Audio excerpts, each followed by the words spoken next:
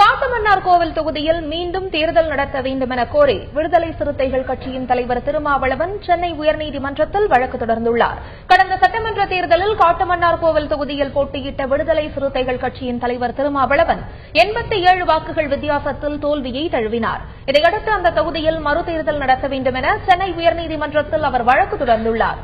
இதில் வாக்கு எண்ணிக்கையின் போது பல்வேறு முறைகேடு நடந்ததாகவும், எனவே தற்போதைய எம்எல்ஏவின் வெற்றியை செல்லாது என அறிவிக்க வேண்டும் என்றும் அந்த மனுவில் குறிப்பிட்டுள்ளார். நடந்து முடிந்த சட்டமன்ற பொதுத் தேர்தலில் காட்டுமன்னார்கோவில் தொகுதியில் ஏராளமான அத்துமீறல்கள், முறைகேடுகள் நடந்தேறியுள்ளன. வாக்குப்பதிவின் போதே வாக்கு சாவடி எண் 81 களியமலை பகுதியில் ஒரு வாக்குப்பதிவு எந்திரம் பழுதாகிய நிலையில் இருந்தது.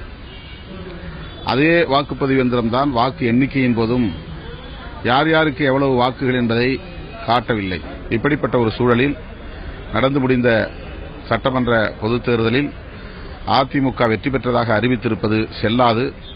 எனவே அங்கு மறு தேர்தல் நடத்த வேண்டும் என்று கோரி இன்றைக்கு வழக்கு பதிவு செய்திருக்கிறோம்.